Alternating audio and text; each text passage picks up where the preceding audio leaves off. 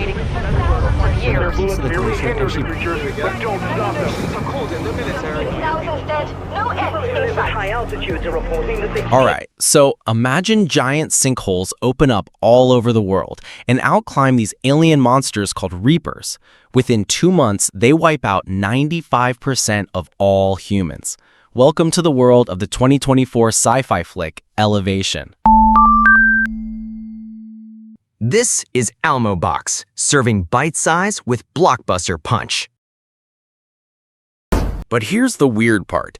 These Reapers have a strange weakness. They can't go above 8,000 feet. No one knows why. So what's left of humanity has to literally run for the hills, living in these high-altitude survivor camps just to stay alive.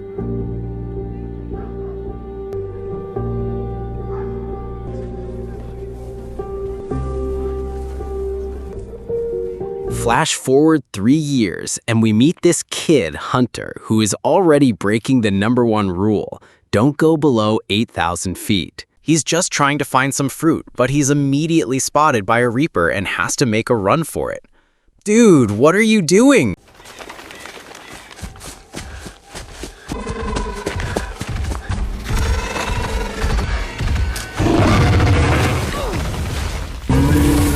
Hunter makes it back to camp, which sits at a cozy 8,400 feet, and immediately tells his dad Will about his near-death experience. He promises, of course, never to do it again.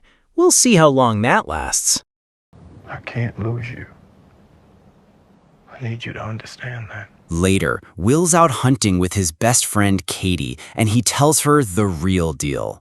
Turns out, Hunter wasn't just looking for fruit. He went to the exact spot where his mom was killed 2 years ago. So the kid's not just reckless, he's dealing with some serious trauma. He didn't just go there to see Red Rock. It's the last place he saw his mother.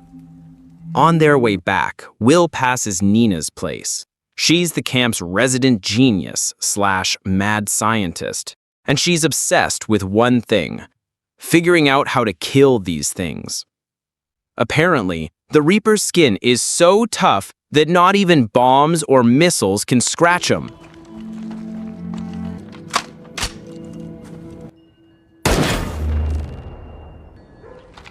That night, Will gets a terrifying wake-up call.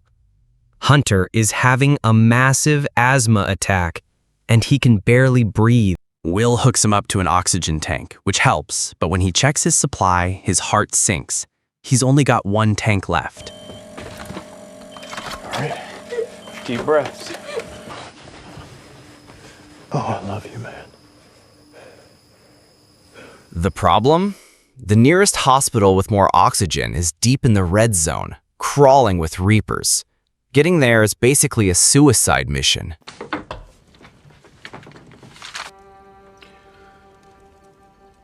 Will tries to play it cool the next day, not wanting to scare Hunter. They even work on their potato garden, which is how they trade for things like pasta in this post-apocalyptic world. Happy birthday.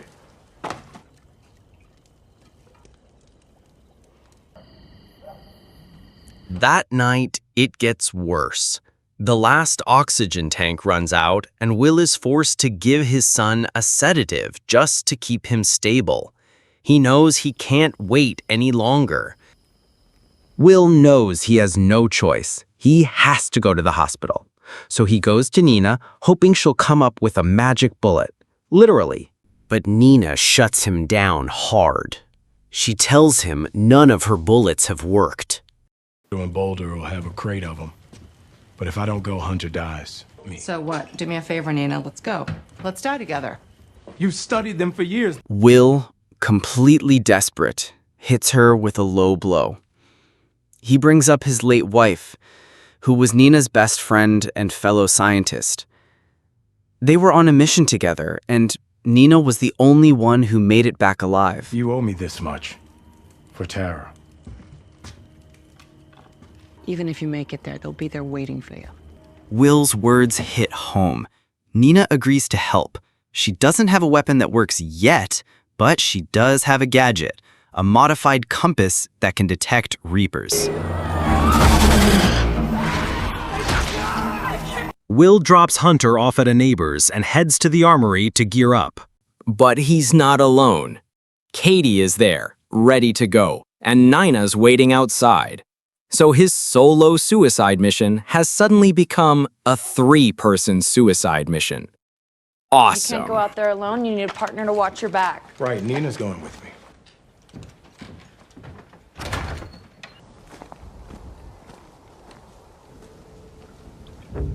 The 3 of them head into the red zone. Nina explains her fancy compass detects Reapers up to 800 meters away by their magnetic field. Pretty handy.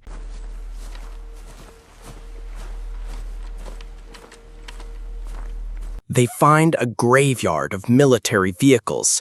Katie's all, "Let's go, go, go," while Nina's trying to collect alien skin samples.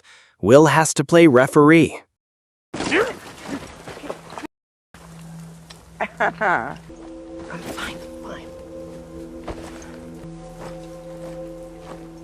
Then they find wild horses. Turns out, Reapers only care about humans. Good news for horses, bad news for us.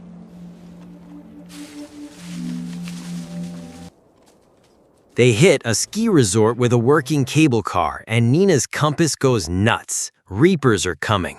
Katie, completely freaked out, bolts for the safe zone alone. Not a great plan. Will and Nina have a better idea and jump onto a working cable car for an aerial escape.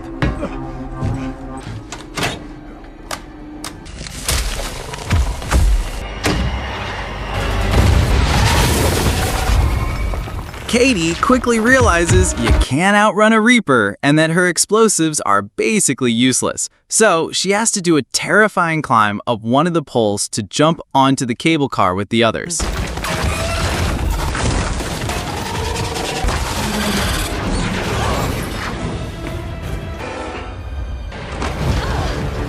But the Reapers keep coming. Nina runs out of bullets, and just when they're almost safe, the cable snaps, sending them all plummeting to the ground.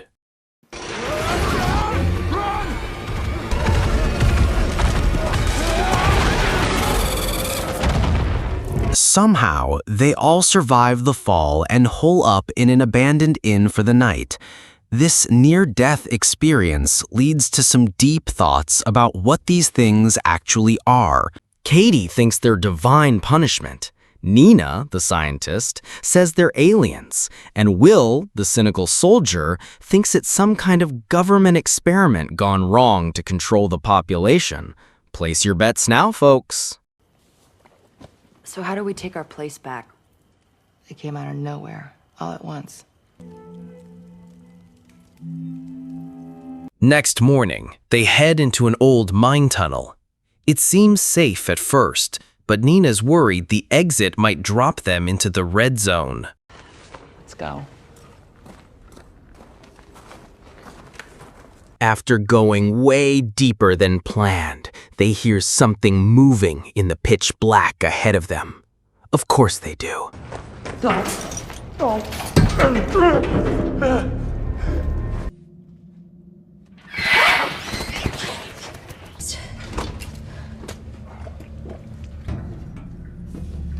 And out of the darkness, one of the Reapers appears. But it's not attacking. It's hunting.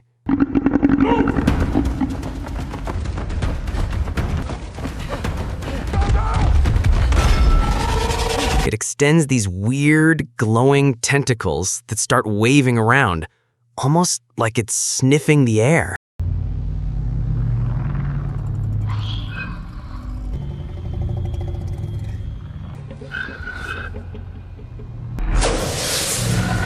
But you can only hold your breath for so long. The Reaper finds them, and in the chaos, Katie doesn't make it out. She's killed, while Will and Nina can do nothing but watch.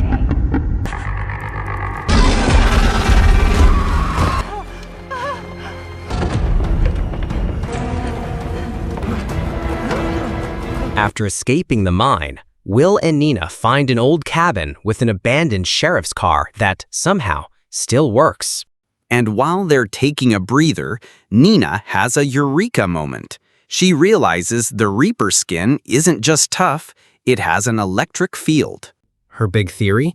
If you coat a bullet with magnesium oxide, it should disrupt that field and actually kill them. They might finally have a weapon. Will calls it a magic bullet. Nina, ever the scientist, just rolls her eyes and is like, dude, it's not magic, it's science. A magic bullet? Literally a magic bullet. It's not magic, it's science. It's a guess. They grab the sheriff's car and book it to the hospital, hoping to get some oxygen tanks for Hunter. Will grabs the oxygen, no problem. But a Reaper immediately ambushes them.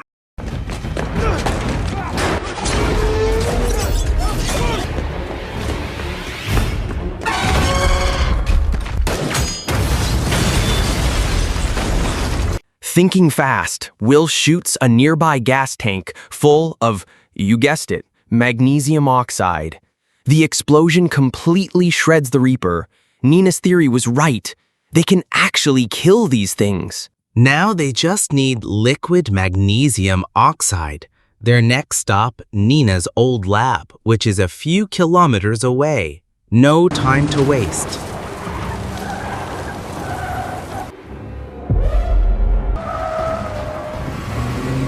At Nina's lab, she's got 5 minutes to make these miracle bullets. But Will, meaning well, has the worst timing ever. He decides that this is the perfect moment to start talking about a photo of Nina's dead family, reminding her of all the people she lost while she's trying to do delicate, world-saving science. The worst part is I chose not to go to that game. I'm sure you've had the same thought about Tara. She finally finishes a bullet, tests it on the Reaper scale, and nothing. It just bounces right off. But Nina's not quitting. She tells Will to take the oxygen, go save his son, and that she'll keep working on it. He knows she's right. He has to go. I won't need your help to get back. I'll be on the road right behind you. There's no point in you dying here with me. Go.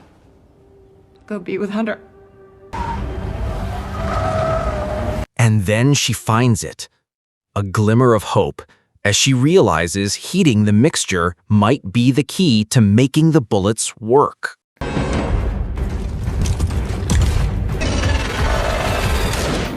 So Will is racing back to the camp, but of course, his back tire blows out and the car crashes. He's stranded, just a few feet below the 8,000-foot safe line.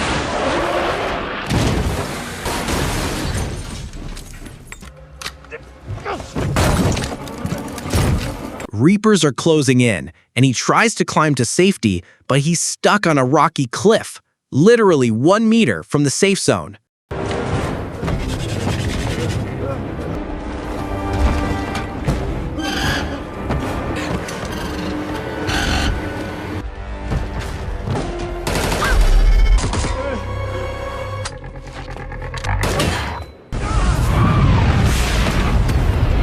But just when all hope seems lost, Nina arrives.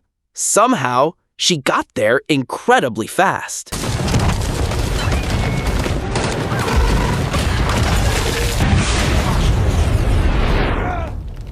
Here's the kicker. The Reapers aren't living things. They're machines, robots. This totally backs up Nina's theory that they're aliens. That explains why they never sleep, never breathe, and why they can't go above 8,000 feet. They're just programmed that way. That's not a living creature. That's programming. By who? The 8,000-foot mystery is still unsolved, but who cares? They've found a way to kill them, and they're gonna spread the word and take back the world. Radiator blew half a mile back. Back at the camp, Will reunites with Hunter, and Nina raises a flag of defiance and hope. They start mass-producing the new bullets, marking a new beginning for humanity.